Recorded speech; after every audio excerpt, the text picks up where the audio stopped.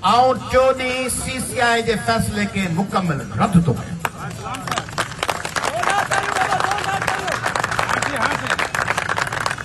ठगी आहे, धोखो आहे, फ्रॉड।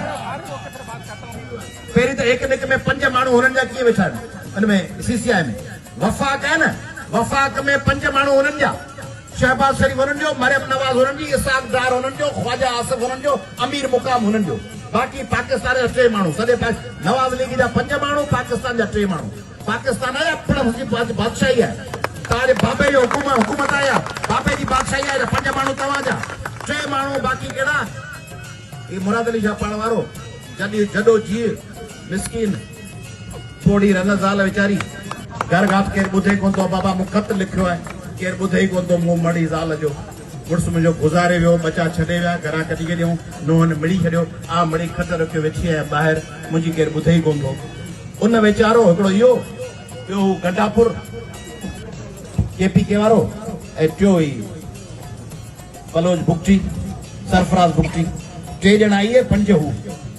उन्हनि वरी 8 ॼणनि गॾिजी अकुल जी ॾिसो, उन्हनि वरी फ़ैसिलो करे मोकिलियो आहे होॾां त भाउ ओ चाचा धणी परता माण्हू मोकिलियो त हुनजी पारता चिठी आणींदड़ मुंहिंजो पंहिंजो आहे, इन जी पार थो जले। बसि CCI पिया हलायो, ॻोठ जी पंचायत बि ईअं कान कंदी आहे। उन ते वरी हंबो छुहणी सभु भॻाइनि। गढ़ेवा कैनाल मुल्तवी, मुल्तवी खपे या कैनाल मुल्तवी खपे या ख़तम खपे? छा खपे? कैनालनि जो इल्तिवा या ख़ात्मो? छा खपे? छा खपे? आरज़ी ख़ात्मो या मुस्तक़िल ख़ात्मो?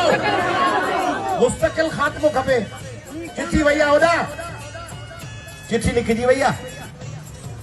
उन चिठी ते असां टिपा ॾेई सफ़ा मरण मारण लाइ तयार आहियूं। मूंखे लिखियो शहबाज शरीफ, मूंखे चयो मिलण खां इनकार थो कयां। मूं चयो कोन मिलंदुसि। शहबाज शरीफ चयो अच मिल। मूं चयो मिलण खां इनकार थो कयां। वज़ीर आज़म सां मिलण खां इनकार थो कयां। ऐं टके टके जा माण्हू विहारे उन्हनि सां प्रेस कॉन्फ्रेंसूं कजनि।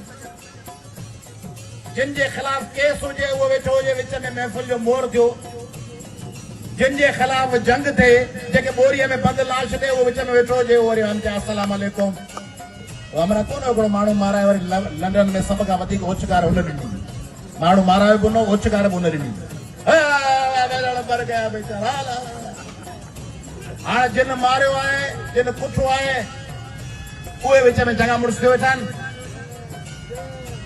ऐं उहे फ़ैसिलो वेठा कनि। ऐं कैनाल ख़तम थिया कोन। कैनालनि जो नियापो हलियो वियो, नियापो खणी कबूतर उॾामी वियो। कबूतर खे पेर में नियापो ॿधी मोकिलियो, वञ तूं एकनिक ॾांहुं प्लानिंग डिवीजन लाइ, ऐं वञ तूं इरसा ॾांहुं। इरसा जे सर्टिफिकेट खे वापसि उहो रद्द कोन कयऊं पाणीअ जो।